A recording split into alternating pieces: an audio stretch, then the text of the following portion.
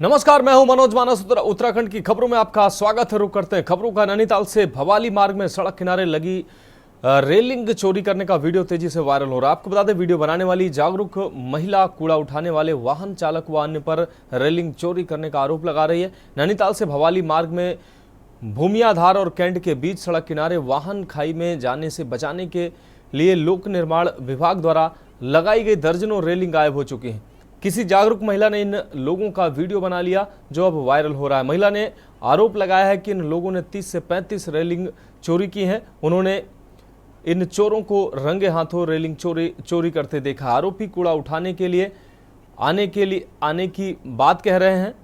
वहीं नगर पालिका अधिशासी अधिकारी पूजा आर्या का कहना है कि इस संबंध में तल्लीताल थाना एसओ से भी वार्ता करने के साथ ही पालिका द्वारा मामले में कर्मचारियों के खिलाफ अनुशासनात्मक कार्रवाई की जा रही है।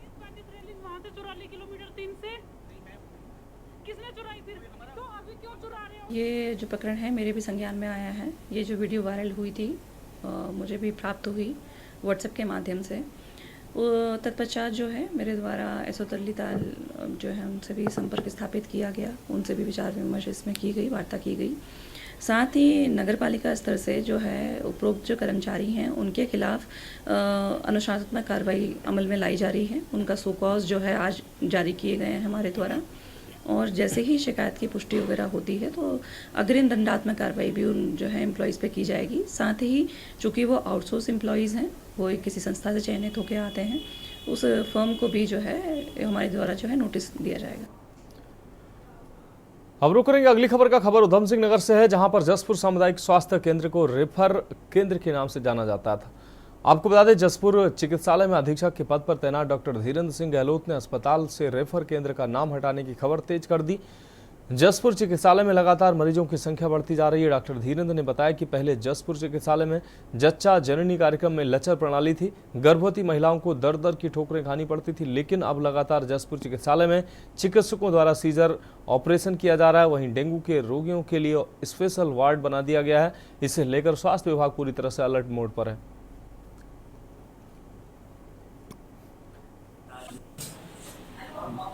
टीबी के मरीज काफ़ी आ रहे हैं, उनका यहीं पर निरंतर इलाज मिल रहा है। जो भी एक्सीडेंट या इमरजेंसी में मरीज आते हैं, बेहतर कोशिश करते हैं कि यहीं पर बेहतर से बेहतर सुविधाएं दी जाएं। एक खास अंतर जो जरूर आया है अस्पताल में बहुत ज़्यादा, वो आया है सीजेरियन ऑपरेशन में। पहले यहाँ पर सीजेरियन नहीं होते थे, वो अब लगातार हो रहे हैं। जिन मरीजों को ज़रूरत है सीजेरियन ऑपरेशन की, उनका सीजेरियन हो रहा है। जिनको नॉर्मल की ज़रूरत है, उनकी नॉर्मल डिलीवरी कराई जा रही है। तो मैं क्षेत्र की जनता से कहूँगा कि अगर कोई कहीं पर भी उनको सीजरियन ऑपरेशन की जरूरत है या नॉर्मल डिलीवरी की, बेहिचक अस्पताल में आए। रुक करेंगे अगली खबर का। हल्द्वानी के महिला डिग्री कॉलेज में आपको बता दें, को एजुकेशन शुरू किए जाने के विरोध में छात्र नेताओं ने तहसीलदार के माध्यम से मुख्यमंत्री को ज्ञापन भेजा और कहा है कि महिला डिग्री कॉलेज के साथ किसी प्रकार की छेड़खानी न की जाए। आपको बता दें, इस महाविद्यालय में केवल छात्राओं को ही प्रवेश दिया जाए, ताकि कुमाऊं और अन्य जगहों से आने वाली उन छात्राओं को प्रवेश मिल सके जो महिला महाविद्यालय में ही रहकर कोर्स पूरा करना चाहती हैं। वहीं आरोप लगाया कि यदि यहां भी को एजुकेशन लागू कर दिया जाएगा तो इसका हश्र भी MBPG डिग्री कॉलेज जैसा ही हो जाएगा और पढ़ाई का माहौल खराब हो जाएगा। छात्र नेता मीमांसा आर्य ने इसका पुरजोर विरोध करते हुए कहा कि इस महाविद्यालय को किसी भी हाल में को एजुकेशन के अंतर्गत शामिल नहीं होने दिया जाएगा। छात्राएं सुरक्षित माहौल में पढ़ना चाहती हैं और यदि ऐसा हुआ तो पढ़ाई का माहौल तो खराब होगा ही, साथ ही कॉलेज राजनीति की भेंट भी चढ़ जाएगा।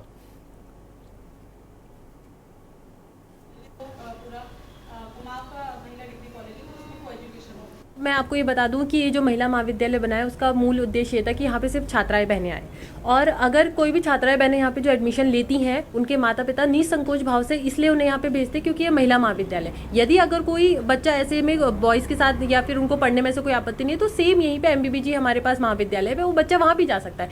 लेकिन इस महिला महाविद्यालय में जितनी भी छात्राएं हैं उनके माता पिता सिर्फ और सिर्फ अपने यही सोच के भेजते कि ये सिर्फ और सिर्फ महिला महाविद्यालय, उनको कोई भी किसी भी प्रकार की सेफ्टी कंसर्न या कुछ भी ऐसी समस्या नहीं होती। महिला डिग्री कॉलेज जो हल्द्वानी में उपस्थित है, उसको शासन में एक प्रस्ताव चल रहा है कि उसको को एजुकेशन में तब्दील करने की मांग चल रही है, और उसके लिए शायद डायरेक्टरेट में भी और डायरेक्टरेट से कॉलेज में भी पूछताछ की गई है कि इसको कर सकते हैं या नहीं कर सकते हैं। तो अगर ये विचार चल रहा है तो आगे ये ना हो, हम चाहते हैं, क्योंकि एक ही मात्र महिला डिग्री कॉलेज है, उसमें बहुत ही अच्छा एकेडमिक माहौल है। आज हल्द्वानी स्थित एक महिला डिग्री कॉलेज है, उसकी कुछ छात्राओं द्वारा एक ज्ञापन माननीय मुख्यमंत्री जी को संबोधित किया गया है। उनका ये कहना है कि इस कॉलेज को कोएड किए जाने का कोई प्रस्ताव शासन स्तर पर विचाराधीन है, जिसका वो विरोध कर रहे हैं, तथा वो ये चाहते हैं कि इस कॉलेज को कोएड न किया जाए तथा यथा स्थिति में रखा जाए और महिलाओं के लिए ही इस कॉलेज को बनाए रखा जाए। अब बात अगली खबर की। अल्मोड़ा रोडवेज वर्कशॉप में एक बड़ा हादसा हो गया। अनियंत्रित रोडवेज बस ने वर्कशॉप में खड़ी कई बसों को टक्कर मार दी है। इस दौरान वहां बसों की सफाई कर रहे कर्मचारी की दो बसों के बीच में आने से मौके पर ही मौत हो गई। हादसे के बाद रोडवेज विभाग में हड़कंप मच गया। पुलिस ने बताया कि रोडवेज बस के ब्रेक फेल होने के चलते यह हादसा होना बताया जा रहा है। घटना के बाद रोडवेज बस का चालक मौके से फरार हो गया। फिलहाल पुलिस ने 100 कब्जे में लेकर मामले की जांच शुरू कर दी है। मेरे को पता नहीं। ठीक है। उसके बाद ये आई ऐसे करके, ये गाड़ी धो रहा था यहाँ पे UK 07PO 4306 को, ये धुलाई और सफाई करने। तो ऐसे ही आया, तो हम लोग बैठे थे वो सामने स्टोर के एक बाहर चेयर पे, दो जने बैठे थे। हमने वहाँ पे से देखा, उसने मारी टक्कर, पहले इसमें मारी, ये घूम गई पूरी, 2-3 गाड़ियों को यहाँ पे रुकी हुई है। और ये जो है धो रहा था, ये इसका जो है हमें पता नहीं है कि ये बीच से कैसे गया हो, इसमें उसने मारी या ये बीच से, इन गाड़ियों के बीच से डेथ हुई इसकी। एक्चुअली सूचना मिली थी हमें कि यहाँ से रोडवेज वर्कशॉप पे एक एक्सीडेंट, एक कर्मचारी जो है रोडवेज गाड़ी से दब के डेथ हो गई। हम लोग मौके पर आए थे, उसके टायर के नीचे एक कर्मचारी दबा हुआ था, सफाई कर्मचारी को, और उनको हॉस्पिटल भेज दिया गया है। और बाकी सुरक्षा व्यवस्था के लिए क्या कारण रहा, कुछ बता पाएंगे? वो तो मुकदमा लिखने जा रहे हैं और जो भी विधिक कार्रवाई हो पूरी की जाएगी, ड्राइवर की अरेस्टिंग की जाएगी। अब रुक करेंगे अगली खबर का। रामनगर पहुंची जिलाधिकारी वंदना सिंह ने देवी आपदा से संबंधित विभाग कार्यों एवं विकास कार्यों का स्थलीय निरीक्षण किया है। वहीं उन्होंने आपदा से हर वर्ष ग्रसित होने वाले गांव चुकुम, सावलदे पूर्वी व अन्य क्षेत्रों में बन रहे तटबंधों का भी निरीक्षण किया। साथ ही उन्होंने समय पर लोपिंग न करने को लेकर विद्युत विभाग के अधिकारियों को भी लताड़ा है। आपको बता दें कि जिलाधिकारी वंदना सिंह रामनगर पहुंची, जहां उन्होंने आपदा प्रवाहित क्षेत्रों में प्रभावित क्षेत्रों का निरीक्षण किया। साथ ही मीडिया से रूबरू होते हुए जिलाधिकारी वंदना सिंह ने बताया कि रामनगर क्षेत्र में जो पिछले दिनों वर्षा हुई थी, उसमें ऐसे कई सारे क्षेत्र हैं जहां पर कई जगह जलभराव के साथ ही नदी नालों की वजह से भूकटान हुआ था, जिससे नदी नालों का पानी आबादी क्षेत्र की तरफ आने की समस्या सामने आई थी। ऐसे क्षेत्रों में राजस्व टीम ने सिंचाई विभाग के साथ ही इन क्षेत्रों का निरीक्षण किया था, जहां तत्कालीन राहत सहायता दी जानी है, वहां कार्य आरंभ किए गए हैं। जिलाधिकारी ने कहा कि ज़्यादातर एरिया जहां भूकटाव के मामले प्रकाश में आए हैं, वहां वह क्षेत्र वन विभाग के अंतर्गत आते हैं। तो फॉरेस्ट डिपार्टमेंट ने तत्परता दिखाते हुए इसमें सभी खतरनाक स्थलों का निरीक्षण करके आपदा के अंतर्गत कार्य प्रारंभ कर दिया है। क्षेत्र में पिछले दिनों जो बरसात हुई से एरियाज है जिसमें दिक्कतें आई हैं, कुछ जगह जलभराव की समस्या भी उत्पन्न हुई, कई नदियों के और नालों की वजह से कटाव आबादी क्षेत्र की ओर बढ़ रहा है, उसकी भी जो घटनाएं हैं वो सामने आई हैं। उसके बाद राजस्व की टीम ने सिंचाई के साथ वहाँ निरीक्षण भी किया है और जहाँ जहाँ तात्कालिक राहत सहायता दिलाई जानी है वो काम आरंभ किए गए हैं। ज़्यादातर एरिया जो इस तरह के भू कटाव का है वो वन क्षेत्र के अंतर्गत पड़ता है, तो फॉरेस्ट डिपार्टमेंट ने काफ़ी एक्टिवली इसमें सभी जो ऐसे खतरनाक स्थल हैं उनका सर्वे करके आपदा के अंतर्गत यहाँ काम भी प्रारंभ कर दिया है। सभी विभागों को आपदा के संबंध में यही निर्देश दिए गए हैं कि हर वक्त अलर्ट रहेंगे। जो असेंशियल सर्विसेज हैं, कभी भी जनता को आवश्यकता पड़ती है, कोई ऐसी इमरजेंसी सिचुएशन उत्पन्न होती है, तो विभाग अपने जो रिस्पांस टाइम है उसको कम से कम रखें। जो विभिन्न रपटों के अंतर्गत पुल बनने हैं, PWD के द्वारा उनके सर्वे इत्यादि टेकअप कर लिए गए हैं और जो प्रक्रिया है वो अभी वर्तमान में ऑनगोइंग है, जैसे ही मिलेगी उसमें काम।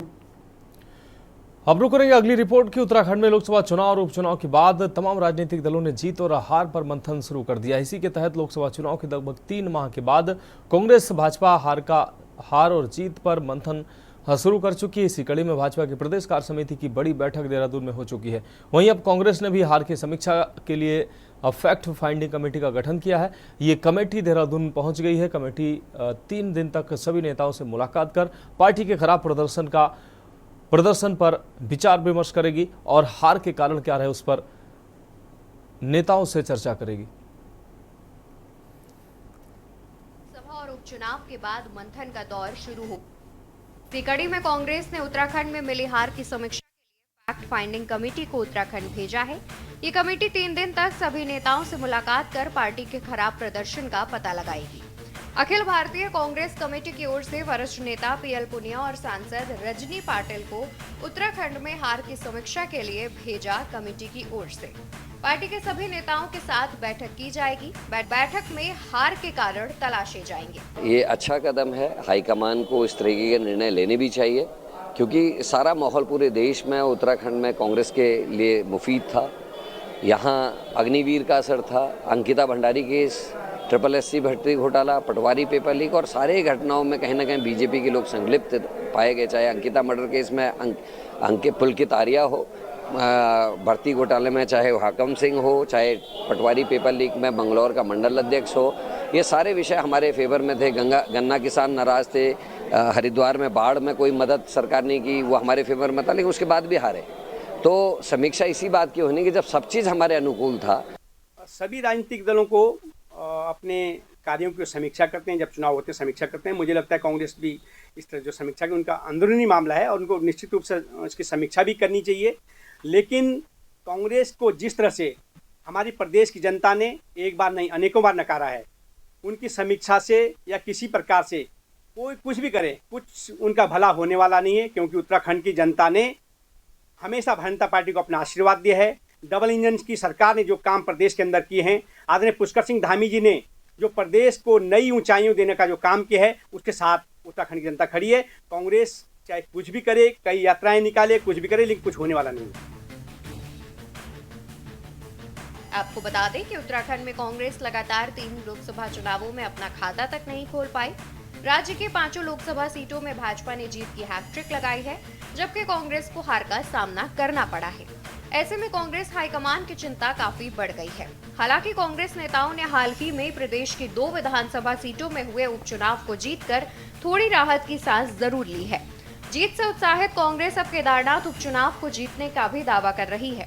वहीं उपचुनाव में मिली हार पर भाजपा मंथन के साथ ही केदारनाथ उपचुनाव को जीतने की रणनीति भी बना रही है। इसी बीच उत्तराखंड भाजपा के प्रदेश अध्यक्ष महेंद्र भट्ट का कार्यकाल इसी माह 2 वर्ष का पूर्ण होने जा रहा है, जिस पर पार्टी ने मंथन शुरू कर दिया है। प्रदेश अध्यक्ष का जहां तक सवाल है, तो उत्तराखंड में अभी हमारे प्रदेश अध्यक्ष श्री महेंद्र भट्ट जी को जुलाई में 2 वर्ष बने हुए हो रहे हैं।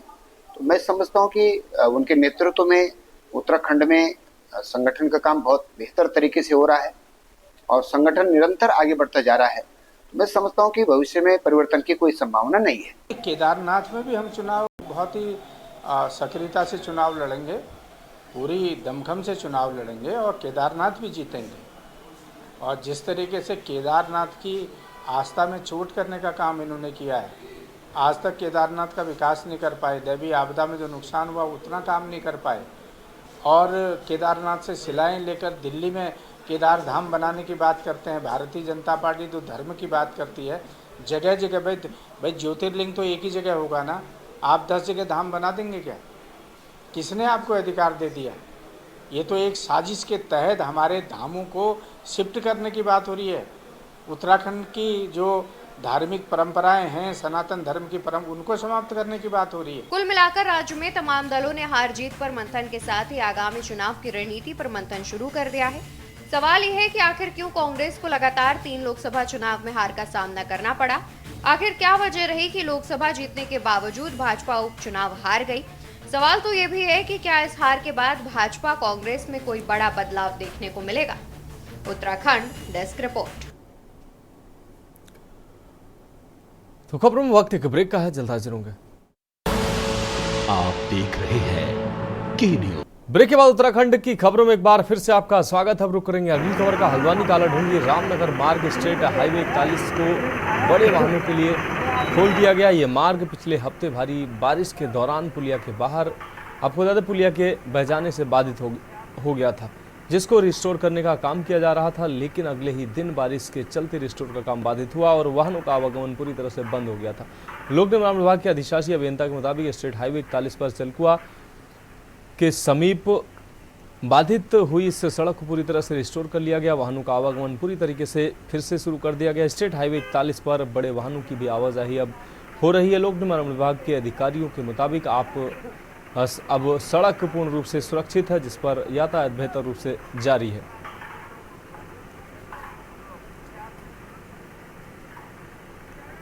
हाईवे 41 काला ढूंगी रोड, जहां चकुलवा के पास एक पुलिया हमारे आधी अपार्टमेंट्स का क्षतिग्रस्त हो गया था, उसको उसी समय ही ठीक कर लिया गया था। और आप लोग विदित हैं कि उस रात फिर बहुत बारिश आई थी, लेकिन उसको नेक्स्ट डे फिर हम लोगों ने रिस्टोर कर दिया है। अब हमने प्लम कंक्रीट से उसके अबेटमेंट का निर्माण कर लिया है और इस समय जो पुलिया की हालत बिल्कुल ठीक है और उसमें हमने बड़े वाहनों को भी उनकी आवाजाही सुनिश्चित करा ली है। अब किसी प्रकार से कोई यातायात में व्यवधान नहीं है, सभी वाहन सुचारू रूप से चल रहे हैं। रुक करते हैं अगली खबर का। देहरादून में हुई भाजपा की विस्तृत प्रदेश कार्य समिति की बैठक के बाद अब पार्टी ने एक वर्ग तक के कार्यक्रम तय कर दिए हैं। आपको बता दें, वहीं भाजपा प्रदेश मीडिया प्रभारी मानवीर सिंह चौहान ने बताया कि लोकसभा में 5 सीटों को जिताने के लिए बूथ स्तर तक मतदाताओं का आभार व्यक्त किया जाएगा। इसके साथ ही पार्टी संगठन में लंबे समय से रुके हुए चुनाव भी होने हैं, जिसके लिए जल्द ही कार्यकर्ताओं की सूची तैयार कर दी जाएगी। जल्द ही भाजपा में मंडल स्तर, जिला स्तर, प्रदेश स्तर और उसके बाद राष्ट्रीय स्तर तक के चुनाव होने हैं, जिसके लिए कार्यकर्ताओं को निर्देशित किया जाएगा और आगामी महीनों में जल्द ही भाजपा संगठन के चुनाव हो सकते हैं।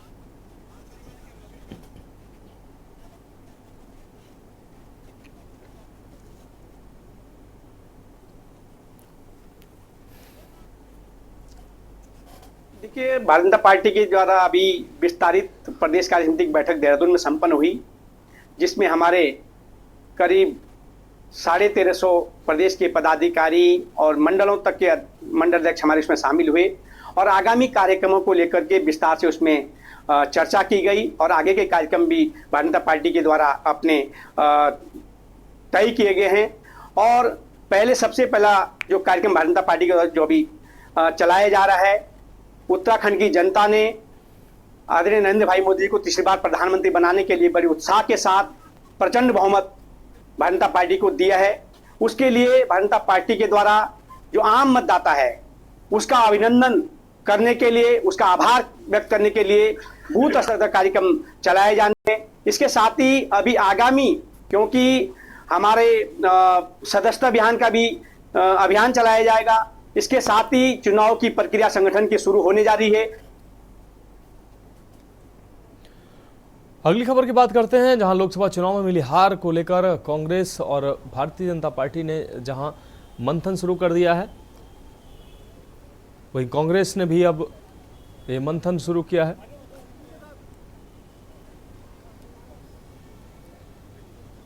सांसद पीएल पुनिया कांग्रेस मुख्यालय पहुंचे हैं और लोकसभा चुनाव में मिली हार पर वो समीक्षा करने पहुंचे हैं।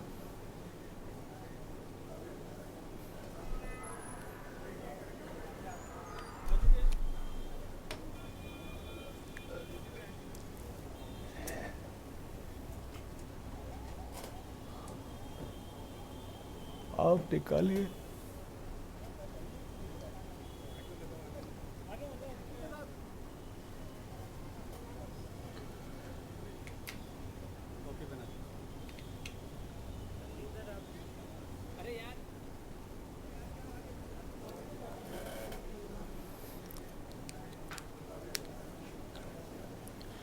तो जहां लोकसभा चुनाव में मिली हार को लेकर कांग्रेस ने समीक्षा बैठक की है, सांसद पीएल पुनिया पहुंचे कांग्रेस मुख्यालय। कार्यकर्ताओं ने उनका जोरदार स्वागत किया। कांग्रेस के प्रदेश अध्यक्ष करण मारा, नेता प्रतिपक्ष यशपाल आर भी मौजूद रहे। वहीं नैनीताल से लोकसभा प्रत्याशी सांसद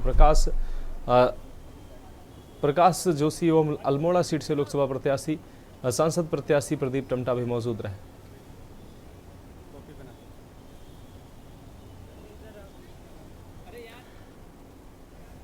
खबर देहरादून से है, जहां लोकसभा चुनाव 2024 के लोकसभा चुनाव में उत्तराखंड के 5 लोकसभा सीटों पर कांग्रेस पार्टी के हार का सामना करना पड़ा था आपको बता दें, पार्टी के हार के कारणों की समीक्षा करने के लिए आज फैक्ट फाइंडिंग कमेटी के सदस्य पूर्व सांसद पीएल पूनिया कांग्रेस मुख्यालय पहुंचे, जहां कांग्रेसी कार्यकर्ताओं ने उनका जोरदार स्वागत किया। इस दौरान समीक्षा बैठक को लेकर प्रदेश कांग्रेस अध्यक्ष करण महारा ने कहा कि हालांकि उत्तराखंड में लोकसभा चुनाव के दौरान अग्निवीर भर्ती पेपर लीक प्रकरण घोटाला अंकिता भंडारी हत्याकांड कांग्रेस ने उठाया, इसके बावजूद पार्टी ने तीसरी बार पार्टी को हार का सामना करना पड़ा, तो इसलिए पार्टी में समीक्षा जरूरी है, जिसमें हार के कारणों पर गौर किया जाएगा।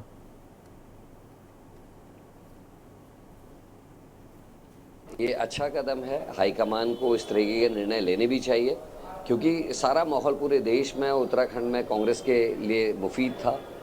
यहाँ अग्निवीर का असर था, अंकिता भंडारी केस, SSC भर्ती घोटाला, पटवारी पेपर लीक और सारे घटनाओं में कहीं ना कहीं बीजेपी के लोग संलिप्त पाए गए। चाहे अंकिता मर्डर केस में अंकित पुलकित आर्या हो, भर्ती घोटाले में चाहे हाकम सिंह हो, चाहे पटवारी पेपर लीक में बंगलौर का मंडल अध्यक्ष हो, ये सारे विषय हमारे फेवर में थे। गन्ना किसान नाराज थे, हरिद्वार में बाढ़ में कोई मदद सरकार ने की, वो हमारे फेवर में था, लेकिन उसके बाद भी हारे। तो समीक्षा इसी बात की होनी कि जब सब चीज़ हमारे अनुकूल था और 2 महीने बाद हम दोनों बाई इलेक्शन जीत गए, इसका मतलब जनता में आक्रोश भी था बीजेपी को लेकर, उसके बाद भी अगर हम चुनाव हारे हैं तो उसके कुछ ना कुछ कारण होंगे।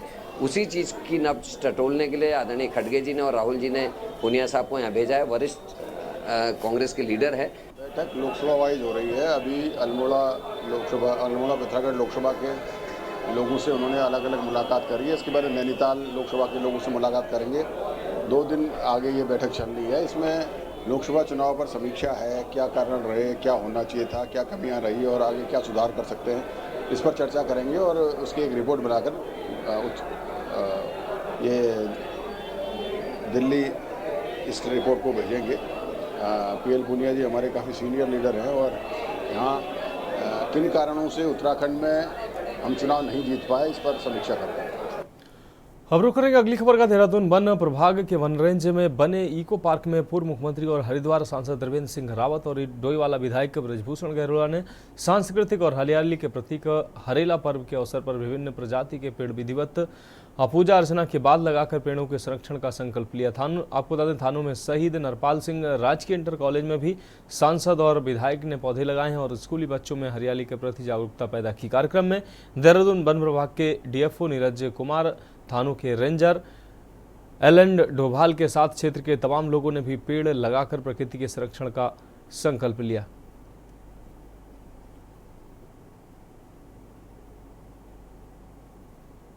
आते हैं और दूसरे लोग लेने के लिए और प्रकृति के बारे में जानने समझने के लिए। तो इसमें आज हमने लगभग 70 पौधे लगाए हैं, जिसमें कि रुद्राक्ष है, आंवला है, जामुन है, बेल है, अमलतास है। इस तरह के बहुत ही सुंदर शोभा फलदार और दूसरे छायादार पौधे लगाए हैं।